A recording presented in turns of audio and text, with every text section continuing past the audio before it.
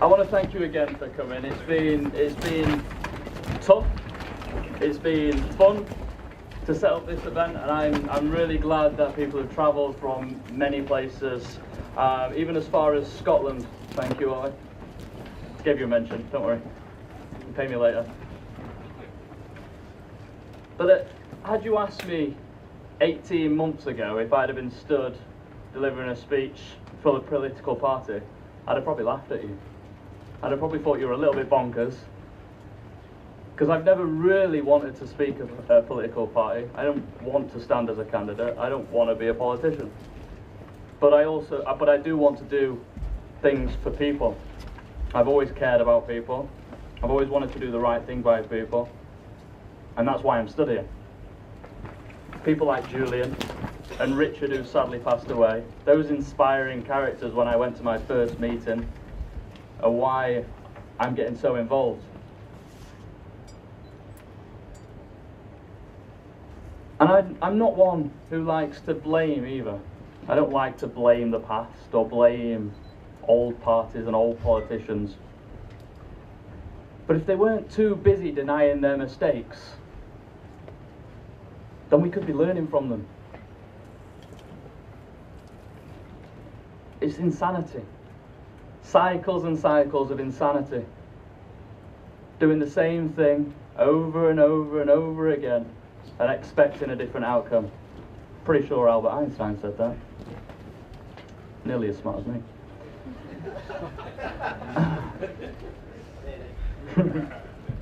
But UKIP are starting to change those cycles. Everyone turning out today, standing as a candidate or just speaking. We're changing the cycles. We're asking questions and we're forcing the answers. We're asking government to be accountable to the people through things such as the Citizens Initiative, direct democracy, real MP recall, things that really matter to people, not politicians. We're asking for a limited government. We're sick and tired of big government, more layers, more spending. We're tired of it. We're asking them to act in the interests of our civil liberties and uphold values and freedoms that we fought for and stood for such a long period of time. Not rushing into wars overseas in the name of national security that really genuinely doesn't work. And we're also asking for young people to be given real choices. Real choices that reflect the diversity of their needs. Giving those who are academic the ability to be able to go and do a course that leads to a real job, not burdened with debt or worry that that's going to come and hit them later on.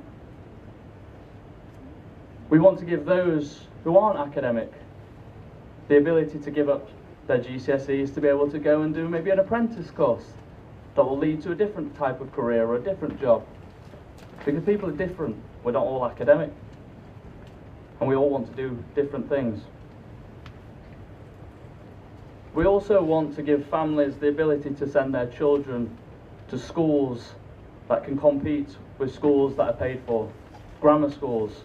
I know I never got the chance to be able to go to a grammar school in my town in Doncaster, as many I'm sure here today have never had the chance either.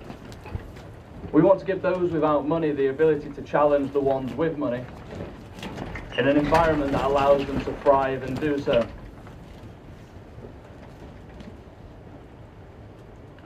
I'm asking the government to stand up for the people and their civil liberties. I don't like knee-jerk reactions taking away freedoms.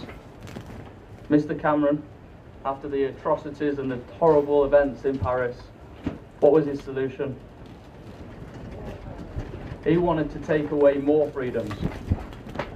He wanted to stop encrypted messaging applications that we all use and take for granted, in all honesty. He wanted to take them away and make them illegal. Now, I'm not Prime Minister, but even I can see that that's a ridiculous idea. I'm tired of being fooled into giving away my freedoms, and that's one of the reasons I stand here today. But haven't the old parties had too long?